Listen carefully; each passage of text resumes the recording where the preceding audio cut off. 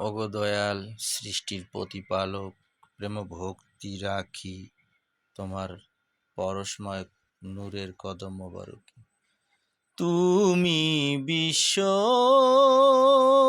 জগতপতি, মৌলা অকুলের কুল, করিও কবুল ফরিয়াত আমার দরবারে তোমার, করিও কবুল। তুমি বিশ্ব জগতপতি, মৌলা অকুলের কুল, করিও কবুল ফরিয়াত আমার।